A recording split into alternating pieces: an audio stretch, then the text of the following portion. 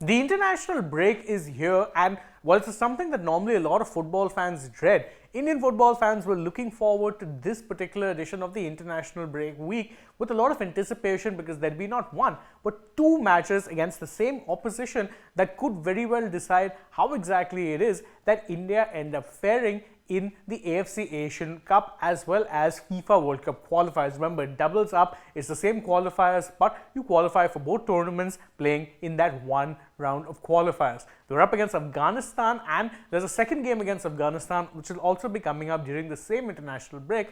Unfortunately for India, the result that they ended up playing out far from ideal, and more than helping them, could very well have hindered their chances of not only an easy pathway into the AFC Asian Cup, but also an outside chance of making it to the FIFA World Cup of 2020, the next FIFA World Cup as well, so 2026. But how exactly is that the case? Well, we'll get to that in this video, but first off, let's quickly discuss the match. Now, it was a 0-0 draw that was played out, and it was technically a home game for Afghanistan. So you would see that as not too terrible a result in some ways, but I would say that it's not an ideal result for India at all because Afghanistan are comfortably the weakest team in this particular group. Now, the good news for India is they're still second in the group standings, but this should have been an easy 3 points for the Blue Tigers. Instead, it feels like 2 points dropped because that's exactly what it is. Now, why do I say this should have been an easy game? Well, rankings disparity for one. India are currently in and about the top 100 or 110 types. They're somewhere within or between that.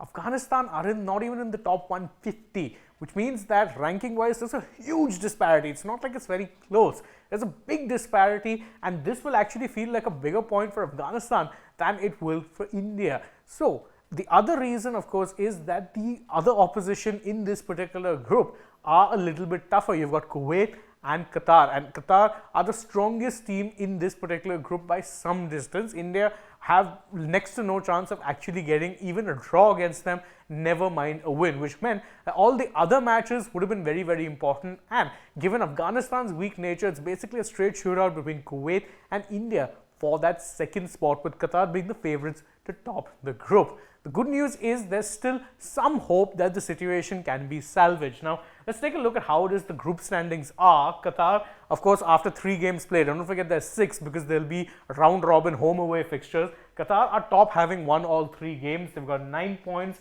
and a goal difference of plus 13.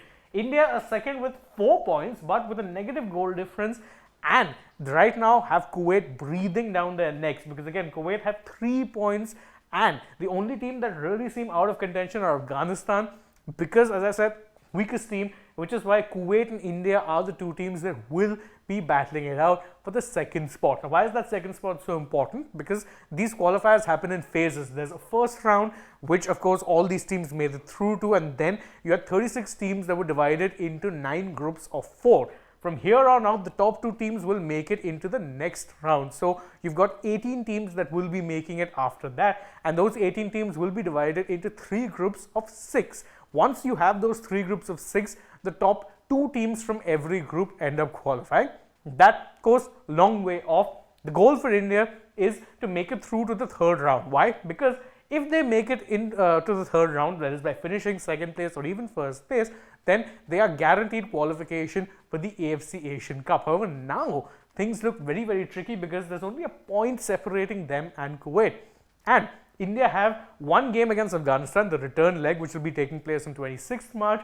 And then after that, they've got to face Kuwait and Qatar, who are the tougher teams in this group. Now, put it this way, Kuwait ended up losing to Qatar, which meant that India, if they had beaten Afghanistan, would have been at 6 points rather than 4 points. And if they were at 6 points to Kuwait's 3, then it would have been a much bigger gap and would have given them some wiggle room. Unfortunately, now it's 4 points to 3, which means that the next game against Afghanistan is absolutely must win. Otherwise, they'll have to beat both Kuwait and Qatar to make it into the 2nd round, which is very, very implausible. Now, of course, there is a chance that they can qualify if they make it to the 3rd round as well.